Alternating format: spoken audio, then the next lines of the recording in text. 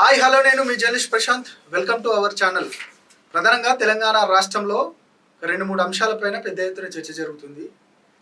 BC కులగణన, బీసీకి సంబంధించి స్థానిక సంస్థల ఎన్నికలలో 42% రిజర్వేషన్ను అమలు చేయాలనేది కూడా ప్రధానంగా బీసీ సంఘాలు డిమాండ్ చేస్తూ ఉన్నాయి. దాంతోపాటు 42% అనేది అంటే కామారెడ్డి డిక్లరేషన్లో మేము భాగంగా ఖచ్చితంగా 42% మేము ఇంప్లిమెంటేషన్ చేస్తామనేది కూడా ఇటు కాంగ్రెస్ పార్టీ చెప్తా ఉంది. ఇదొక అంశం. ఇంకొక అంశం ప్రధానంగా తెలంగాణలో ఎస్సీ వర్గీకరణ సంబంధించిన అంశం. ఈ 3 అంశాల చుట్టే సమాజం మొత్తం తిరుగుతుంది. ప్రధానంగా తీన్మార్ మల్లన్న వ్యాఖ్యలకు సంబంధించి మాత్రం ఖచ్చితంగా రెడ్డి సామాజిక వర్గానికి సంబంధించిన నాయకులు మాత్రం బగ్గుమంటా ఉన్నారు. ఒక వ్యక్తిని లేకపోతే అంటే పూర్తిగా సామాజిక వర్గాన్ని టార్గెట్ చేయడం ఏంటి? మా సామాజిక వర్గం నిజంగా సమాజానికి ఎంతో మేలు చేసింది, ఎంతో అంటే తోడ్పాటును అందిస్తూ ఉంది. సమాజంలో మాకంటూ మా హక్కులు ఉన్నాయి, వాటికి సంబంధించి కూడా మేము కొట్లాడుతూ ఉన్నాము.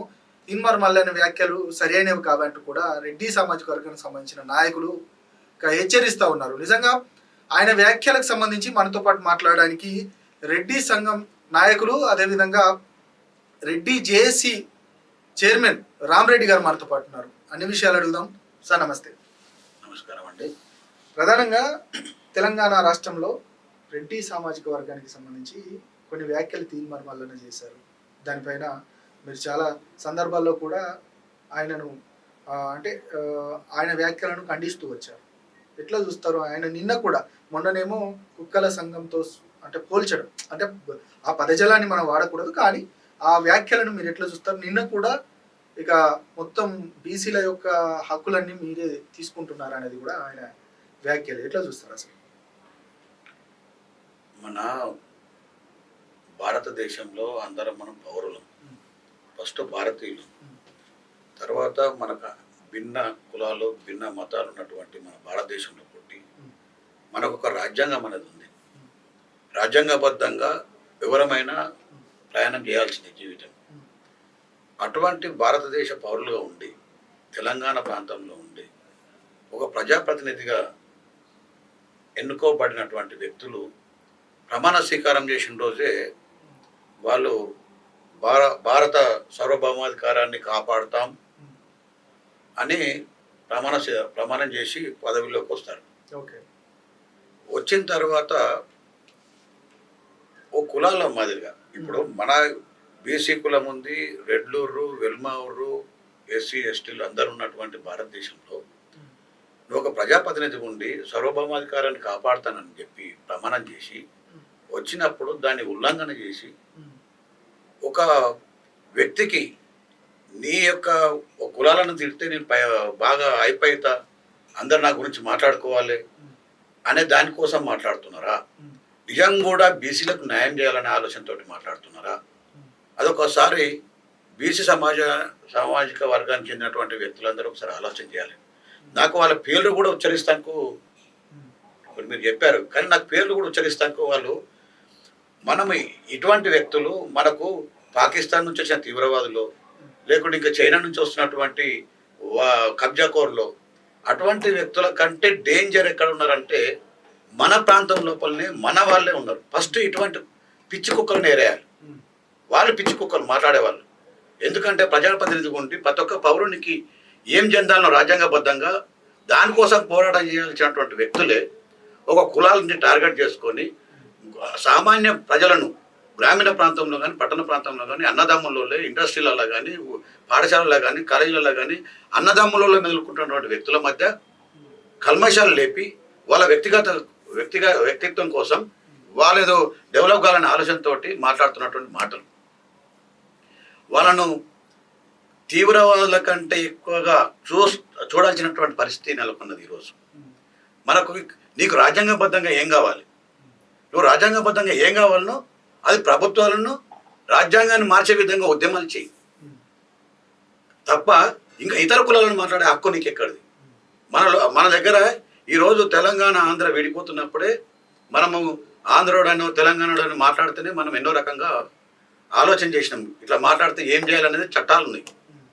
ఇప్పుడు ఈ విధంగా 2-3 కులాలను టార్గెట్ చేసి నేను అయిపోగాలని ఆలోచనతో చేస్తున్నటువంటి వ్యక్తి ఈ ప్రభుత్వం కూడా ఏం చేస్తుంది, ఈ చట్టాలు ఏం చేస్తున్నాయి, వాళ్ళ మీద సుమంటగా చేసి వాళ్ళ మీద కేసులు పెట్టాలి. ఇప్పుడు మేము రెడ్డి సంఘం నుంచి ఎన్నో రకమైన పోరాటం చేసినాం. మాకున్నటువంటి ఆరాటం, మాకున్నటువంటి సుమారు 80 సంవత్సరాలు స్వాతంత్రం వచ్చినప్పటి సంది మాకున్నటువంటి ఆస్తులు పాస్తులు ఇవన్నీ కరిగిపోయి ఇలా పట్టణ ప్రాంతాలకు వలస వచ్చి ఇలా పాచిపని, పారపని, సెంట్రింగ్ పని డ్రైవర్లుగా పనిచేసుకుంటున్న ఉపాధిగా చేసుకుంటున్నటువంటి వ్యక్తులు ఒక రెడ్డి అనే పేరున్నంత మాత్రాన వాళ్ళకి ఎలాంటి రిజర్వేషన్ చెందొద్దు, వాళ్ళు బాగా ఉన్నతమైనటువంటి కుటుంబంలో ఉన్నారు.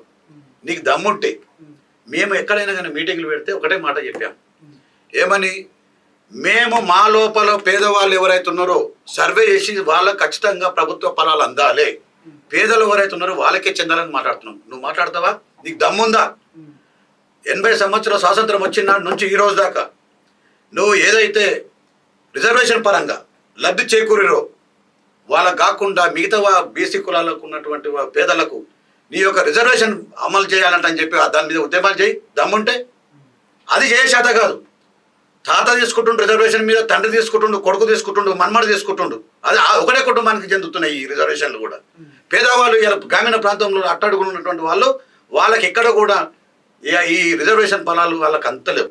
నిజంగా కూడా అన్యాయం జరుగుతుంది ఎక్కడ అంటే, ఇంటి లోపల దొంగని ఈశ్వరుడు పట్టడం అన్నట్టు ఇక్కడ ఎవరైతే రిజర్వేషన్ల ద్వారా లబ్ధి పొందినటువంటి కుటుంబాలు ఉన్నాయో ఆ రిజర్వేషన్ చెందిన వాళ్ళే వాళ్ళ కొడుకుకి ఇప్పించుకుంటారు, మన్మన్కి ఇప్పించేదాకా ఆ రిజర్వేషన్ ఫలాలు పొంది ఇలా అట్టడుగులు ఉన్నటువంటి మరి బీసీలో ఉన్నటువంటి వారికి అన్యాయం చేస్తున్న వాళ్ళు వీళ్ళు తీవ్రవాళ్ళ కంటే అన్యాయం. దాని మీద ఉద్యమించు చేతనైతే.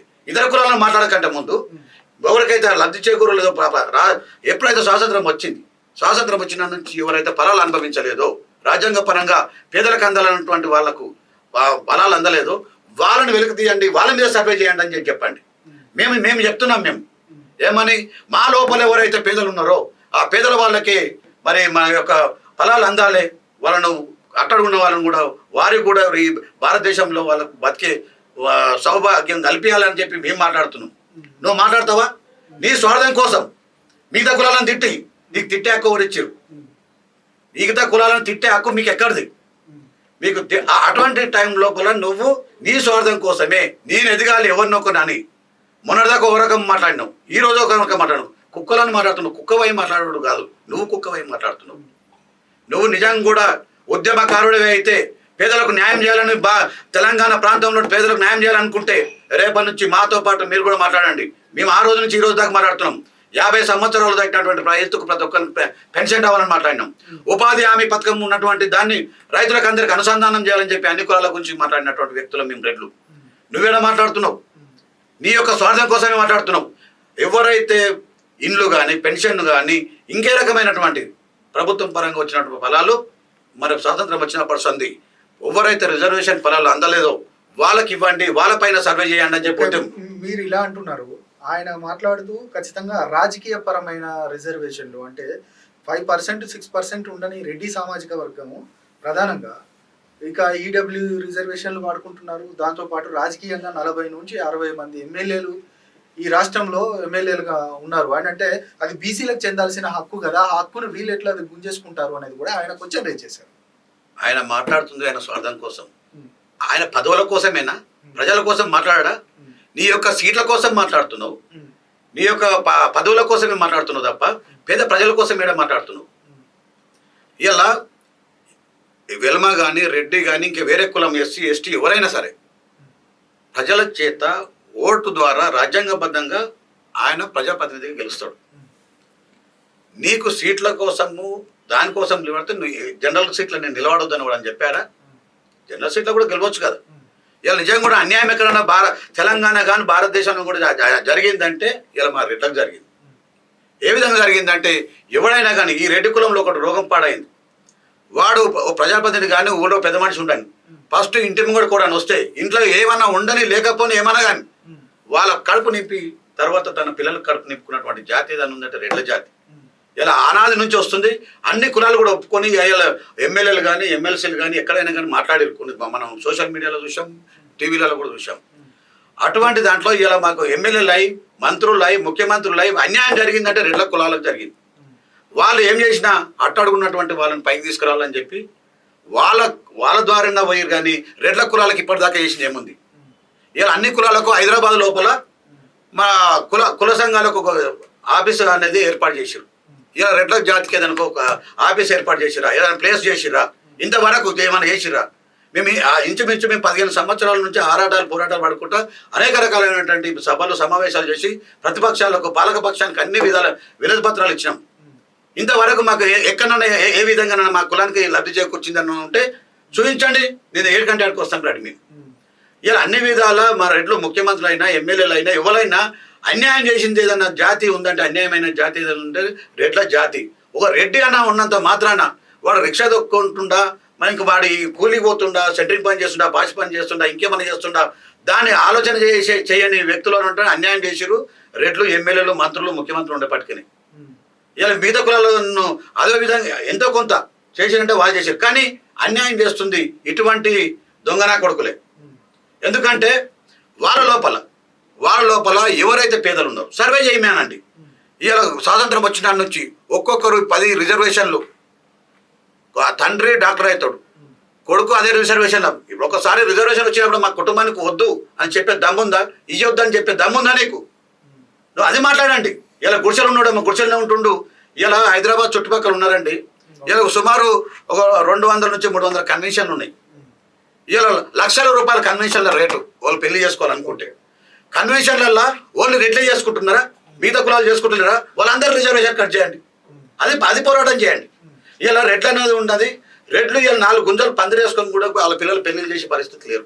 వాళ్ళ గురించి మాట్లాడతావా? వాళ్ళ ఈ మానవ సమాజంలో వ్యక్తులు గారాలు వారు అట్టడుగున ఉన్నటువంటి వ్యక్తులను పైకి తీసుకురావాలన్న ఆలోచన నీకుందా? ప్రజాప్రతినిధివేగా నువ్వు. ఇలా నువ్వు ప్రజలందరి గురించి మాట్లాడాలి. అంటే ఉన్న పోస్టులు ఉన్న మొత్తం ప్రభుత్వానికి సంబంధించిన ఏదైతే కార్పొరేషన్ చైర్మన్ల దగ్గర నుంచి ప్రతి ఒక్కటి కూడా రెడ్డి సామాజిక వర్గమే ఆక్యుపై చేసింది. ఇటు ఒక రిజర్వేషన్ ఉన్న ఎస్సీలకు తప్ప మిగతా బీసీలకు సంబంధించిన వాటన్నిటిని కూడా రెడ్డిలే వాడుకుంటున్నారు అనేది కూడా ఆయన వాదన. నేను కార్పొరేషన్ చైర్మన్లే కదండి, ముఖ్యమంత్రి దాకా కూడా చేశారు. రెడ్లకు ఏం వర్గ పెట్టి చూపించమనండి. ఏ విధమైన లబ్ధి చేకూర్చారు? రైతుకు చేకూర్చిరా? రైతు కాడికి పోయే వరకు పనిముట్లు అనే వరకు రెడ్డి అనే వరకు పనిముట్లు ఇయ్యరు. ఒక డ్రిప్ కాడికి పోయే వరకు దాన్ని అది ఇయ్యరు, సబ్సిడీ ఇయ్యరు. ఇక్కడ విద్యార్థులు రైతు వ్యవసాయం చేసుకున్న పిల్లలు కూడా స్కూళ్ళలో చదువుకుంటారు. రిజర్వేషన్లో ఒక డ్రెస్ రాదు, షూ రాదు, బుక్ రాదు, పెన్ను రాదు. ఏం చేశారు మాకు రెడ్లకు? చేసిన చైర్మన్లు ఉండని, ఎమ్మెల్యేలు ఉండని, ముఖ్యమంత్రి ఉండని, నోలా ఉండని రెడ్ల కోసం చేసి లాస్ట్కి ఏం చెప్తున్నాను, హైదరాబాద్ ప్రాంతం మీ సామాజిక వర్గం నాయకులే మిమ్మల్ని మోసం చేసినటువంటి వ్యక్తులు ఉన్నారంటే మా సామాజిక వర్గం వ్యక్తులే మమ్మల్ని రెడ్లను అందదొక్కిరు. ఇలా మేము ఎవరికి చెప్పుకోవాలి మా బాధలు? దానికోసమే మేము 15 సంవత్సరాల నుంచి అనేక రకాల పోరాటాలు, ఆరాటాలు, పాదయాత్రలు, బహిరంగ సభలు, ధర్నాలు, రాస్తారోకలు ఎన్నో రకాలు చేసుకుంటూ వస్తున్నాం.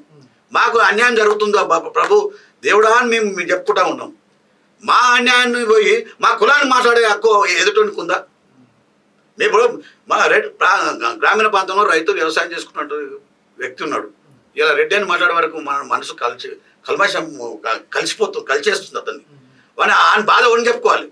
ఇలా హైదరాబాద్ పట్టణం ఏకదమ్ ఒక్కొక్క దగ్గర చెప్తానండి. ఇలా శేర్లింగంపల్లిలో 1,20,000 ఓట్లు ఉన్నాయి రెడ్లకి. ఇలా కుత్బుల్లాపూర్లో 1,00,000 దాకా ఉన్నాయి. కుక్కట్పల్లిలో 60-70,000 ఉన్నాయి. మేడ్చల్లో 1,00,000 దాకా ఓట్లు ఉన్నాయి. ఇవన్నీ ఓట్లు ఎక్కడికి వచ్చినాయి? ఇదే ఒక్కొక్కరు 10 మందిని అన్నారా? ఇలా గ్రామీణ ప్రాంతంలో పొలాలు లేక, పని చేసుకోలేక, అక్కడ పని దొరకక ఒక పట్టణ ప్రాంతానికి వలస వచ్చి ఇలా అటువంటి రిక్షాలు దొక్కుతున్నటువంటి వ్యక్తులు చాలా మంది. నేను కుత్బుల్లాపూర్ ప్రాంతం లోపల ఒక మీటింగ్ పెడితే ఒక 500 మంది వచ్చారు. మేము వాళ్ళ మనోవేదన వింటుంటే కళ్ళకి నీళ్ళు వస్తున్నాయి. మేము ఏం చేసుకొని బతకాలి? మాకేమో ఊర్లో పొలం లేదు, జాగ లేదు, ఇల్లు లేదు.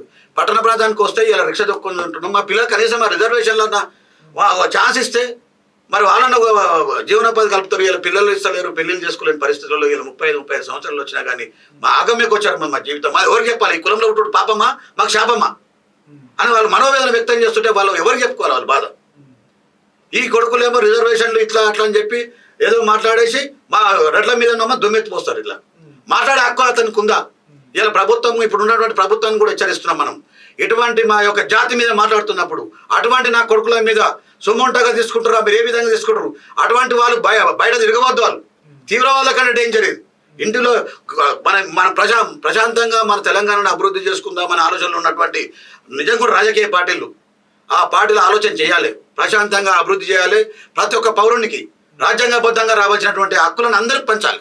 ఓకే, మీరు ఇంతకుముందు అన్నారు అంటే మా సంఘానికి సంబంధించిన ప్రజాప్రతినిధులు వాళ్ళే మమ్మల్ని మోసం చేస్తున్నారని అన్నారు. అంటే రేవంత్ రెడ్డి లేకపోతే మిగతా ఎవరు ఏంటి ఇవాళ స్వాతంత్రం వచ్చిన నాటి నుంచి ఈ రోజు వరకు కూడా ఇప్పుడు మొన్న కూడా మేము చెప్పాం కార్పొరేషన్ కోసం ఎన్నో అరడాలు కార్పొరేషన్ ఇస్తామని చెప్పారు. దానికి ఇంతవరకు చట్టబద్ధత లేదు, పద్ధతి లేదు, లెక్క లేదు.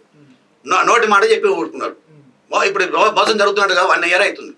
అన్ని సంఘాల అన్ని కులాలకు అన్ని కార్పొరేషన్లు ఏర్పాటు చేస్తామన్నారు. వాళ్ళకు చైర్మన్ చేసిరు, వాళ్ళకు సిస్టమ్ తయారు చేసారు. మరి రెడ్డి కులాస్తం మేము పాపం చేసింది. నోటి మాట కార్పొరేషన్ ఏర్పాటు చేస్తామని ఈ రోజు కూడా మోసం జరిగినట్టే కదా. ఆనాటి నుంచి స్వాతంత్రం వచ్చిన నుంచి ఈనాటి వరకు ఒక ముఖ్యమంత్రి అయినా, మంత్రి అయినా, ఎమ్మెల్యేలు అయినా, ఎవరైనా. ఎందుకంటే ఉమ్మడి రాష్ట్రంలో నుండి మనము అంటే మీరు అన్నట్టుగా దేశ స్వాతంత్రం వచ్చినప్పటి నుంచి దానికి తెలిసి తెలుగు రాష్ట్రాలు ఆంధ్రప్రదేశ్ ఏర్పడినప్పటి నుండి దాదాపు సింహభాగం మొత్తం పూర్తిగా రెడ్డి సామాజిక వర్గానికి సంబంధించిన సీఎంలే ఉన్నారు. అయినా మీ పరిస్థితి ఇంకా ఇట్లా ఉందని మీరు చెప్తా ఉన్నారు. ఆ పరిస్థితి ఉందంటారా? ఉంటే ఎవరు కారణం? ఇవాళ తెలంగాణ కోసం అసలు వచ్చినటువంటి రెడ్ల సంగతి అయితే మీకు తెలుసు. యాదవ్ రెడ్డి కానీ, ఇషాన్ రెడ్డి కానీ, సుశాంత్ రెడ్డి కానీ, వీళ్ళందరూ కూడా వాళ్ళు ఉరికోయలకు పార్లమెంట్ దగ్గర ఉరికోయలకు వేలాడిస్తే కూడా రెడ్డి సామాజిక వర్గంలోకి వెళ్ళి కూడా ఎంతో మంది పోరాటం చేశారు తెలంగాణ కోసం. తెలంగాణ వచ్చిందంటే చాలా సంతోషపడ్డాం. తెలంగాణ వచ్చిన తర్వాత గత ప్రభుత్వం ఏం చేసింది? ఒకటే సమగ్ర కుటుంబ సర్వే, దుబాయ్లో ఉన్నా, ఇంకా అమెరికాలో ఉన్నా, తెలంగాణలో ఢిల్లీలో ఉన్నా, బాంబేలో ఉన్నా ఒకటే రోజు సర్వే చేయాలి, మీరు అందరు ఇళ్ళ కాడికి రండి సమగ్ర కుటుంబ సర్వే అని పెట్టిన రోజు చాలా సంతోషపడ్డాం మేము. ఎందుకంటే ఇవాళ వెళ్తుంది లెక్క, ఎవడు ధనవంతుడు ఎవడు ధనవంతుడు కాడు అని. మరి ధనవంతుడు అనేది తేల్చాల్సినటువంటి పరిస్థితి సమగ్ర కుటుంబ సర్వే అయింది. ఎటువైంది? వాళ్ళ దగ్గర లెక్కలు లేవా? ఎవడు ధనవంతుడు ఉంటే ఆయనకి రిజర్వేషన్ వర్తించకండి, పేదోడు ఉంటే మీ దగ్గర రెడ్లు కానీ, వెలమ కానీ, ఇంకా వేరే ఇతర కులాలు ఎవడైనా కానీ ధనవంతుడు అని కేకండి, పేదోడు ఉన్నాడని మీ లెక్కలన్నీ తేలితే ఆ పేదోడికి మరి రాజ్యాంగబద్ధంగా వచ్చినటువంటి రిజర్వేషన్ కలిపి ఆయన అన్నది కూడా అదే. రెడ్డిలలో కూడా ఒక్కొక్కరు ఎమ్మెల్యే కాదు, వాళ్ళ తమ్ముళ్ళు ఎమ్మెల్యేలు అయ్యారు, మినిస్టర్లు అయ్యారు. అంటే ఒకే కుటుంబానికి సంబంధించిన వాళ్ళంతా కూడా అధికారం వాళ్ళ చేతిలో ఉంది కాబట్టి వీళ్ళందరూ కూడా అనుభవిస్తా ఉన్నారు అనేది కూడా ఆయన మాట్లాడుతున్నారు. ఇప్పుడు ఎవరైరో వాళ్ళని అనండి మీరు పేరు పెట్టి. కులాన్ని మాట్లాడే హక్కు నీకెక్కడిది? కులాన్ని మాట్లాడే హక్కు నీకెక్కడిది? నువ్వు ఓడవు. నువ్వు నీ కులము గురించి నీకేం కావాలనేది నువ్వు పోరాటం చేసుకో. మా కులం ఏం కావాలో మేము పోరాటం చేసుకుంటున్నాం.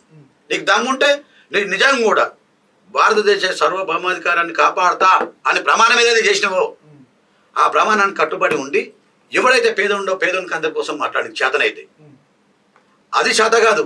నువ్వు మిగతా కులాలను తిడితే ఆ కులాల మీద నేను ఫోకస్ అవుతా, నేను ఏమైతా అనుకుంటున్నావు? కులాల మీద రాజకీయం చేసిన అభివృద్ధి చెందిన డెవలప్ లేడు. అందరు ప్రజలు గమనిస్తూ ఉన్నారు. నువ్వు మీ అంచనా ఏంది అసలు? ఓన్లీ మీ కమ్యూనిటీకి సంబంధించి టార్గెట్ చేస్తున్నారు మల్లన్న అంటే ఎందుకు అయి ఉంటది? అంటే ఏముంటది? అయిపు కావాలి. నీ అసలు పేరే నువ్వు బయట చెప్పవు, ఏదో నిక్ నేమ్ పెట్టుకొని బయటకు వచ్చి మాట్లాడుతుంటావు. నువ్వు అసలు పేరు అనేది ఉండదు. నువ్వు అసలు పేరుతో ప్రజలకు రా, నీకు చేతనైతే నిక్ నేమ్లు పెట్టుకొని ఏదో ప్రజలలో అయిపు కావాలని దాని మీద వచ్చి మాట్లాడినంత మాత్రాన అది స్వీట్గానే ఉంటుంది. ఆ స్వీట్ ఎక్కువ రోజులు ఉండదు. నువ్వు ప్రజలు గమనిస్తూ ఉన్నారు, నీకు బీసీలు కూడా గమనిస్తారు. మన బీసీలను రెచ్చగొడుతుండా? మన బీసీలు బీసీల కోసమే మన హక్కుల కోసం పోరాడుతుండా? నేను ఆర్ కృష్ణయ్య గారి గ్రేట్. నేనేమంటున్నా, ఆయన ఈ మిగతా కులాలను తిట్టుకుంటా ఏదో చేయలే. మందకృష్ణ మాదిగా ఉన్నాడు, ఆయన మిగతా దాని గురించి మాట్లాడలేదు. మా యొక్క హక్కుల కోసమైనా కొట్లాడాడు. నువ్వు మాట్లాడితే కూడా నీ యొక్క బీసీల పేదల కోసం ఒక స్లోగన్ ఇయ్యి, నీకు దమ్ముంటే. ఏమని? బీసీలలో ఇప్పటిదాకా ఎవరైతే రాజ్యాంగబద్ధంగా రావాల్సినటువంటి హక్కులు ఎవరైతే అనుభవించలేరో వాళ్ళకి ఫస్ట్ ఇవ్వండి అని చెప్పి ఒక స్లోగన్ నీకు దమ్ముంటే. నువ్వు బీసీల కోసమే కొట్లాడుతుంది. నువ్వు నీ యొక్క ఐపు కోసం ఇతర కులాలను మాట్లాడి నీ ఐపు కోసం మాట్లాడినంత మాత్రాన నువ్వు అది ఉంటుంది స్వీటు. ఇప్పుడు యాదవులు ఉన్నారు, ముదిరాజులు ఉన్నారు, కుమ్మరి అంశ వాళ్ళందరూ ఉన్నారు, శాఖలు మంగళ వాళ్ళందరూ ఉన్నారు. వాళ్ళు రాజ్యాంగబద్ధంగా వాళ్ళకి రావాల్సినటువంటి హక్కుల గురించి మాట్లాడు. వాళ్ళకన్నా రిజర్వేషన్ పరంగా వాళ్ళకి మన వచ్చినాయా? రాజ్యాంగబద్ధంగా కల్పించేటువంటి ప్రభుత్వం నుంచి వచ్చే ఫలాలు వాళ్ళందరికీ అందినాయా? వాళ్ళ మీద సర్వే చెప్పి మనకి దమ్ముంటే. నీ యొక్క రాజకీయ నాయకులు దాని మీద ఫోకస్ చేస్తున్నావు, ఇన్ని సీట్లు కావాలి, ఇది కావాలి, అది కావాలని. అరే ప్రజలు నువ్వు పోరాటం చేస్తున్నావు. ఇవాళ నిజంగా కూడా ఆర్ కృష్ణయ్య గారు ఆయన పోరాటం చేసిన దాన్ని బట్టే ఆయన ఇలా రాజ్యసభ దాకా పోయిండు. ఆయన లోపల నిజాయితీ ఉందండి. ఆయన పోరాటం చేసిన దాని లోపల నిజాయితీ ఉంది. నీకు చట్టం రాజ్యాంగాన్ని సవరణ చేసుకోవడానికి ప్రయత్నం చేయి. ఇతర కులాలను మాట్లాడే హక్కు నీకేముంది? ఏం సవరణ చేస్తావు, ఎంత పోరాటం చేస్తావు చేయని దమ్ముంటే రెచ్చగొట్టి ఇక్కడ పల్లెటూళ్ళలో మేము అందరు ప్రజలు కొట్టుకొని రావాలి. ఇలా మంచి సోదర భావంతో ఉన్నారు. మామ కాక చిన్నాయన అనే రకంగా ఒకరికొకరు పిల్లల్ని ఇచ్చుకున్న పరిస్థితి కూడా వచ్చింది. ఇప్పుడు కుల మతాలకు అతీతంగా కూడా పిల్లల్ని తీసుకున్న కూడా వచ్చింది. పిల్లలు చేసుకుంటున్నారు కూడా మాట్లాడుకొని. అటువంటి వాళ్ళ మధ్యలో నువ్వు కులాల శిక్ష పెట్టి ఇలా కొట్టుకొని చంపుకుంటుంటే నువ్వు ఎంజాయ్ చేస్తుంటావా? శవాల మీద పాలాలు ఎరకని తింటావా నువ్వు? ఇదేనా నీ సంస్కారం? నీ చదువుకున్న సంస్కారం, నీకు రాజ్యాంగబద్ధంగా చేసిన ప్రమాణం ఇదే నన్ను? ఫైనల్గా ఏం చెప్తారు? నిజంగా మీరు చాలా సంవత్సరాల నుంచి ఫైట్ చేస్తూ ఉన్నారు. కార్పొరేషన్ ఏర్పాటు చేయాలి, రెడ్డి కార్పొరేషన్. దాంతోపాటు కొన్ని రోజులు పాదయాత్ర కూడా చేశారు. ఒక దాదాపు 200 కిలోమీటర్ల దాకా పాదయాత్ర చేసినట్టు తెలుస్తుంది. అంటే నేను చూశాను, అంటే వేములవాడ నుండి ఏదో మొదలు పెట్టారు, గతంలో చూశాను. ఏంటి అసలు మీ రెడ్డి సామాజిక వర్గాన్ని అంటే ఇట్లాంటి వాళ్ళు తూలనాడుతూ ఉన్నారు. దాంతోపాటు మీకు కావాల్సిన డిమాండ్ ఏంటి? ఒకవేళ ప్రభుత్వాలు కింద స్పందించకపోతే మీ కార్యాచరణ ఎట్లా ఉంటుంది? ఇప్పుడు మేము గ్రామీణ ప్రాంతంలో మా తాతలు, తండ్రులు, బంధువులు కానీ, మా కులస్తులు కానీ ఎక్కడ ఫంక్షన్ పోయినా మాట్లాడుకునేవాళ్ళు. ఏమని? మనం ఈ కులంలో కొట్టుడు పాపమా, శాపమా, ఇవన్నీ దీని గురించి వాళ్ళు మాట్లాడరా? చట్టసభలలో మన ఎమ్మెల్యేలు అందరూ ఉంటారు, ఎలక్షన్లు అప్పుడు రాగానే మామ కాక అనుకుంటూ వచ్చి ఓట్లు వేయించుకుంటారు, వాళ్ళు చట్టసభలలో మాట్లాడరని ఆరుగుల మీద చెట్ల కింద కూర్చొని ఫంక్షన్లు అయినప్పుడు మాట్లాడుకునేవారు, వాళ్ళకి బాధ అయినప్పుడు. ఆ విషయాన్ని మనం ఒక గుంపుగా తయారు చేసి ఆ గుంపుకు దగ్గరికి ప్రజాప్రతినిధులను పిలిచి మన యొక్క మనోభావాన్ని బహిర్గతం చేయాలి. పాలక పక్షానికి, ప్రతిపక్షానికి మన యొక్క బాధలు, మన కష్టాలు మరి మనం చెట్ల కింద కూర్చుంటామా చేయాలన్న ఆలోచనతో మనము బహిరంగ సభలు పెట్టినాం, పాదయాత్రలు చేసినాం, ప్రభుత్వానికి తెలిసే విధంగా అనేక రకమైన కార్యక్రమాలు చేసినప్పుడు మేము ఒక 10 డిమాండ్లు పెట్టుకున్నాం. ఇప్పుడు ఉపాధి హామీ పథకం పెట్టారు గ్రామీణ ప్రాంతం లోపల. అది రైతుకు అనుసంధానం చేస్తే రైతు బాగుపడతాడు. ఆ పని ద్వారా రైతు బాగుపడతాడు, రైతు కోలుకుంటాడు అనేది అప్పుల నుంచి. ఆ విధంగా పెట్టినాం. అదేవిధంగా రైతు అనే వ్యక్తి వ్యవసాయం చేసుకున్న టైం లోపల కరెంట్ షాటుకు కానీ, పాము కాటుకు కానీ, లేకపోతే పిడుగులు వాడి కూడా చనిపోతున్నారు. ఆ కుటుంబాన్ని ఎవరు ఆదుకోరు, ప్రభుత్వమే ఆదుకోవాలి. ప్రభుత్వం ఖచ్చితంగా ఆదుకోవాలని చెప్పి ప్రధానమైన డిమాండ్ పెట్టాము మనం. రైతులు అందరూ, అన్ని కులాలు. ఉపాధి హామీ పథకం అంటే రైతులు అంటే అందరూ. దాంతో గత ప్రభుత్వం ఏం చేసింది? రైతు బీమా తీసుకొచ్చింది, రైతు బంధు పెట్టింది. ఏం చేయాలని మమ్మల్ని అడిగారు. అడిగినప్పుడు మీరు ఎందుకు చేస్తారు ఉద్యమం అని అడిగినప్పుడు మేము ఖచ్చితంగా రైతును ఆదుకోవాల్సిన పరిస్థితి మనదే. రైతు పిడుగుబడినా, పాము కాటు అయినా, కరెంట్ షాక్ పెట్టినా, చనిపోయినటువంటి వ్యక్తులు ప్రభుత్వ ఉద్యోగాలు అవుతున్నామో ఉద్యోగం ఇస్తారు, ఎక్స్ప్రెస్ చేయిస్తారు. మరి రైతును కనీసం ఒక బీమా ద్వారా ఆదుకునే పరిస్థితి తీసుకురావాలని, రైతు అప్పులపాలు కాకుండా రైతు బంధు ఆసరా ఏమైనా చేయాలనే ఆలోచనతోటి మేము ఉద్యమాలు చేపట్టాం. మళ్ళీ దాంతో ఆ రోజు రైతు బీమా వచ్చింది, రైతు బంధు అనేది ఒకటి వచ్చింది. ఇప్పుడు ఉన్నటువంటి మా పోరాటము మేము మాకు కావాలి, ప్లస్ ఇతరులకు కూడా అన్ని కులాల వాళ్ళు కూడా ఉపాధి హామీ పథకం ద్వారా కానీ వాళ్ళు కానీ వీళ్ళు కానీ లబ్ధి పొందాలనే దాని మీద మనం పోరాటం చేసినాం. మనకి ఇప్పుడు ఉన్నది ఏంటి? మాకు కూడా ఒక కార్పొరేషన్ అయితే ఆ కార్పొరేషన్ ద్వారా పేదవాళ్ళకు, మా లోపల పేదవాళ్ళు కార్పొరేషన్ ద్వారా లోన్లు తీసుకొని ఇలా నిజంగా కూడా మా కులాసులు ఎవరైనా కానీ లోన్ తీసుకుంటే ఇంకో 10 మందికి ఉపాధి కల్పిస్తారనే కాన్సెప్ట్ మాది. పేదవాడు లోన్ తీసుకొని ఏదైనా వర్క్ చేసుకుంటే ఇంకో వాళ్ళకు ఉపాధి కల్పించేసి అతను బతాడు, ఇంకా ఇతరులను బతికిస్తాడు అనే కాన్సెప్ట్లో మేము ఒక రెడ్డి కార్పొరేషన్ అడిగాము. ఉన్న వాళ్ళకి కాదు కదా, మీ దగ్గర లెక్కలు ఉన్నాయి కదా, సమగ్ర కుటుంబ సర్వే చేశారు కదా, దాని ద్వారానే ఇవ్వండి. ఆ విధంగా మేము ముందుకు పోతా ఉన్నాం. గ్రామీణ ప్రాంతం, పట్టణ ప్రాంతాలన్నీ డెవలప్ అయినాయి అంటే ఇలా ప్రజలు వలస వచ్చి. మొన్నటి వరకు రిజర్వేషన్ల మీద మీరు అన్నారు, అంటే ఏమని 10 అంటే 30 మార్కులు కూడా రాని వాళ్ళకేమో ఉద్యోగాలు వస్తున్నాయి, మాకు 100 మార్కులకు 90 మార్కులు వచ్చినా కూడా మాకు రావట్లేదు అనేది. కానీ ఈడబ్ల్యూఎస్ వల్ల రివర్స్ అయినట్టు కనబడుతుంది. ఒకవైపు 30 మార్కులు మీకు వచ్చినా, ఒకవేళ నిజంగా రిజర్వేషన్ ఫలాలు అనుభవిస్తున్న ఎస్సీ కావచ్చు, లేకపోతే బీసీ కావచ్చు, ఇవల్ల కొందరు వ్యక్తులు మాట్లాడుతారు ఈడబ్ల్యూఎస్ ద్వారా మన ఉద్యోగాలను పోతా ఉన్నాయి. ఎస్సీలే కానీ బీసీలే కానీ ఈడబ్ల్యూఎస్ ద్వారా పోనీకి ఆస్కారం లేదు. అది తప్పుడు సమాజం ప్రచారం చేస్తారు. ఈడబ్ల్యూఎస్ సర్టిఫికెట్ ఎవరికి ఇస్తారండి? పూర్తిగా పేదోడై ఉండి అతనికి ఉద్యోగం రాలంటే ఎస్సీల కంటే బీసీలతో ఈక్వల్గా అతనికి ఆస్తుపాస్తులు లేకుండా ఉన్నటువంటి వ్యక్తులకి ఈడబ్ల్యూఎస్ సర్టిఫికెట్ ఇస్తారు. వాళ్ళకే ఉద్యోగాలు వస్తాయి. ఇలా ఆర్థికంగా మంచిగా ఉన్నోనికి ఈడబ్ల్యూఎస్ సర్టిఫికేట్ ఇస్తారా? మాట్లాడితే మనము ఎదుటి మీద రాయి వేసేటప్పుడు వాళ్ళ వాళ్ళ ఉద్యోగాలు మనం ఎందుకు తీసుకుంటాం? ఇప్పుడు మార్కులు తక్కువ వచ్చినా ఎక్కువ వచ్చినా ఈడబ్ల్యూఎస్ సర్టిఫికేట్ అనే దాని మీద వాళ్ళు పేదోడు పేదోడు అయితేనే మనకి ఈడబ్ల్యూఎస్ సర్టిఫికేట్ దానికి కండిషన్స్ పెట్టింది. సెంట్రల్ గవర్నమెంట్ కూడా జీవో తీసినప్పుడు కండిషన్స్ పెట్టింది. ఆ కండిషన్ ప్రకారమే ఈడబ్ల్యూఎస్ సర్టిఫికేట్ ఇస్తారు. నువ్వు ఏది పెడతా రెడ్లు తీసుకుంటుంటే వాడు కూలి చేసుకుంటున్నానికి జాగలేదు, వాడు 4 గుంజలు చేసి పందిరి చేసి పెళ్లి చేసి పరిస్థితి లేనివాడు ఈడబ్ల్యూఎస్ సర్టిఫికేట్ తీసుకోవద్దా? ఆయనకి ఉద్యోగం రావద్దా?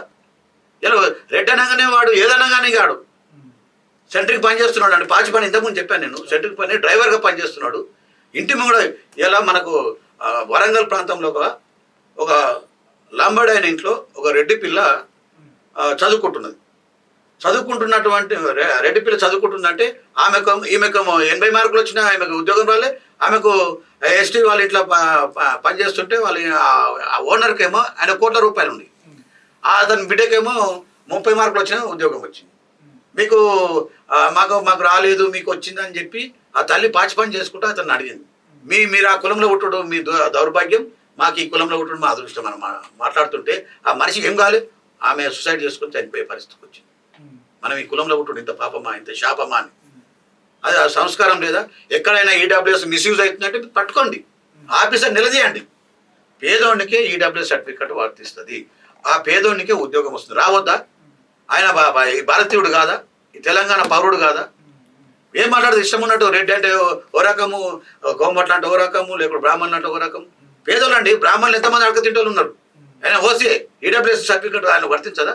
కోమట్లు ఉన్నారు ఇవాళ షాపులు నడవక, అంత మార్వాడి షాపులు వచ్చేసి షాపులు నడవక. అంటే అందరు కలిసి 5% కూడా ఉండరు కానీ 10% తీసుకున్నారు అనేది కూడా ప్రధానమైన విమర్శ. అది ఎంత పర్సెంటేజ్ ఉందనేది ఊకిన అలాటప్ప రాజ్యాంగాన్ని మార్చారు. ఇలా కేంద్రంలో ఉన్నటువంటి దానికి ఒక కమిషన్ ఇస్తారు, దానికి ఊకిన జీవోను 10% ఎంత పర్సెంటేజ్ ఉందో నువ్వు గాలివాడు మాట్లాడుతున్నటువంటి మాటలతోటి ఇలా సమాధానం చెప్పే పరిస్థితి కాదు. ఇలా కేంద్రంలో ఒక జీవో తీసుకొచ్చినట్టే ఆషామాషిగా ఏం తీసుకురారు. ఆయన నరేంద్ర మోడీ కానీ కాంగ్రెస్ కానీ ముందు కాంగ్రెస్ మొదలు పెట్టిందంటారు, నరేంద్ర మోడీ ఇచ్చిందంటారు. మనకున్న ఆరాటమా పోరాటంతో దేంతో మన వచ్చింది. అది వచ్చినప్పుడు ఒక 10% రిజర్వేషన్ను రాజ్యాంగాన్ని సవరణ చేయాలంటే ఆషామాషకు రాదు. అది ఎంత పర్సెంటేజ్ భారతదేశంలో ఎంత పర్సెంటేజ్? అవును, ఇంకా కులగణన చేయలేరు కదా. 2011 నుంచి ఇప్పటి వరకు కులగణన కాలేదు. కానీ పర్సెంటేజ్ ఏది ఉందో లెక్క తెలుస్తుంది. జనగణన చేస్తే ఆ జనగణన చేయని మన అప్పుడు రాజ్యాంగం మారుస్తుండొచ్చు. ఎవరు ఎక్కువ తక్కువ ఇప్పుడు అలా కూడా ఉన్నారు. ఇప్పుడు మనం ఎస్సీ రిజర్వేషన్ అంటున్నాం. ఎస్సీల రిజర్వేషన్లు ఇప్పుడు మందకృష్ణ మాదిగ ఏమంటుండు, అన్ని మారలే తీసుకుంటారు, మా మాదిగలకు మోసం జరుగుతుందని మాట్లాడుతుండ్రు. కులగణన జరుగుతుంది తెలుస్తుంది. ఇప్పుడు బీసీలలో ఉన్నారు, బీసీలలో మునూరు కాపు వస్తుంది, యాదవులు వస్తారు, ముదిరాజులు వస్తారు, కమ్మరు వస్తారు, కుమ్మరు వస్తారు, కమ్మరి అందరూ వస్తారు. నీకు 93 కులాలు అంటారు. అందులో కూడా ఎవరెవరికి ఎంత తక్కువ వాళ్ళ ఆ మాదిరి కులగణన అది కూడా జరగాలి. ఇలా నువ్వు మాట్లాడినంత మాత్రం జరగదు కదా. నువ్వు 10% రిజర్వ్ 5% నువ్వు మాట్లాడినంత మాత్రం అది కాదు. సుప్రీంకోర్టు కూడా వేరు ఈడబ్ల్యూఎస్ తీసేయాలని చెప్పి సుప్రీంకోర్టు కూడా కొట్టేసింది, ఇది కరెక్టే జరిగిందని చెప్పి. అంతకడే పైల్వాను చట్టాన్ని గౌరవించవా? నువ్వు రెచ్చగొట్టుడేంది? ప్రజలను రెచ్చగొట్టుడు. ఇవాళ నువ్వు 2 కులాలను తీసుకొని మాట్లాడినంత మాత్రం హీరో అవుతావా? నువ్వు మాట్లాడే హక్కు లేదు. ఇప్పుడు ఉన్నటువంటి ప్రభుత్వాన్ని అయితే మేము ఖచ్చితంగా రెడ్డి జాతి తరపున హెచ్చరిస్తున్నాం. ఏం చేయబోతున్నారు? కార్యాచరణ ఎట్లుండబోతుంది ఇట్లాంటి వ్యాఖ్యలపైన? లేకపోతే ఇటువంటి వ్యాఖ్యలపైన మనోళ్ళందరూ స్పందిస్తారు. నాకు నిన్న నుంచి చాలా మంది మాట్లాడడం జరిగింది. కానీ దాన్ని మేము ఈ గాలి మాటలు మాట్లాడే వ్యక్తులం కాదు. మనకు ఏదన్నా రాజ్యాంగ పరంగా మాకు మాట్లాడే హక్కు ఏది ఉందో అదే మాట్లాడతాం. గాలి మాట్లాడే అయిపు కావాలనుకుంటే మేమేమో అవుతుంటాం ఇప్పటికి చిల్లర మాటలు మాట్లాడి. కానీ నేను ఇప్పుడు నోరు జారి 1-2 మాటలు మాట్లాడినా అవి మాట్లాడే విధంగా మీరు తయారు చేస్తారు. మీరు మమ్మల్ని మాట్లాడే విధంగా పనిచేస్తారు. అది తప్ప ఎవరో ఆయన బహిరంగ సభలో ఏదో చిల్లర మాట మాట్లాడిండు, ఆయనకు వాట్సాప్లో ఏదో మెసేజ్ పెట్టిండని చెప్పి ఉత్సాహం తాగాలి అది దాన్ని అంత చిల్లర మాటలు నువ్వు దాన్ని ఉంటే ఒక తండ్రి పుట్టినటువంటి 10 మంది 10 రకాలు ఉంటారు. ఎవడో ఒకడు మాట్లాడిన దాన్ని బహిరంగ సభలో రెచ్చగొట్టి ప్రజల మీకు ఇట్లా నెట్టేస్తే ఇప్పుడు వాడు వచ్చాడు ఇంకొని కొట్టానా చంపానా ఇదేనా సంస్కారం? చిల్లర మాటలతో నువ్వు అయిపోతావా? చిల్లర మాటలు మాట్లాడతారండి. మన భారతదేశం గౌరవాన్ని కాపాడుకోవాలి, మన తెలంగాణ ప్రాంతాన్ని అభివృద్ధి చేసుకోవాలనుకున్నప్పుడు మనకు పేదలకు ఎవరైతే కావాలనో దాని మీద ఫైట్ చేయాలి. నువ్వు చట్టసభలకు పోయినప్పుడు నువ్వు దాని మీద ఫైట్ చేయి. ఎవడు ఇది మాట్లాడంటున్నాను నేను. ఏమని స్వాతంత్రం వచ్చిన పరిస్థితి ఇప్పటి వరకు మన రిజర్వేషన్లు కానీ ప్రభుత్వ ఫలాలు కానీ అందరినీ వాళ్ళకు ఖచ్చితంగా ముందు వాళ్ళకి ఇచ్చి వీళ్ళకి ఇవ్వండి అని మాట్లాడు. నువ్వు అది మాట్లాడితే నిజంగా నువ్వు ప్రజల పక్షాన్ని నిలబడ్డాడు. నువ్వు ఇంకో కులాన్ని తిట్టి ఇంకా చేస్తే నీకు పేదోనికి న్యాయం చేసినాడు కావు. నువ్వు పేదోనికి అన్యాయం చేసినాడు అవుతావు. ఇప్పుడు నేను ఏం చేయాలి? రెడ్డి కులాస్తులుగా ఇప్పుడు గ్రామీణ ప్రాంతం లోపల మేము ఒకటి ఉండి ఆ బీసీ అని మాట్లాడుతుందంటే వాళ్ళ దగ్గర గోద్రబాయలు మా దగ్గర రావద్దని అట్లా. ఇలా పెళ్లిలకు కానీ మంచి కానీ చెడు కానీ అరవింద్ గారు మాట్లాడారు, పార్లమెంట్ సభ్యుడు. ఏ చంద్రశేఖర్ మాజీ మంత్రి గారు మాట్లాడిండు. ఇంకా వ్యక్తులు ప్రముఖులు చాలామంది మాట్లాడారు. ఒకరిద్దరు ఉదాహరణ చెప్తున్నా. ఏమని రెడ్డి కులాస్తున్న ఇంటికి కార్డు తీసుకపోయినా బిడ్డ ఎట్లా చేస్తున్నావు పెళ్లి, ఎవరికి ఇస్తున్నావు, పిల్లోడు మంచోడా, అమ్మాయి మంచిదా, ఏంది పరిస్థితి, నీకు ఇప్పుడు పెళ్లి చేసే కెపాసిటీ ఉందంటే లాస్ట్ దాకా కూడా పెళ్లి కాడ నిలబడి వాళ్ళకు అన్నాలు అన్ని అన్నం కానీ అన్ని ఏమైనా సౌకర్యాలు తక్కుంటే నిలబడి చేసిపోతాడే రెడ్డి అని మాట్లాడిండు. ఇలా ఇతను ఏం మాట్లాడారు? రెడ్లట వలసలో వచ్చిరట. ఇదికేమన్నా చరిత్ర తెలుసా?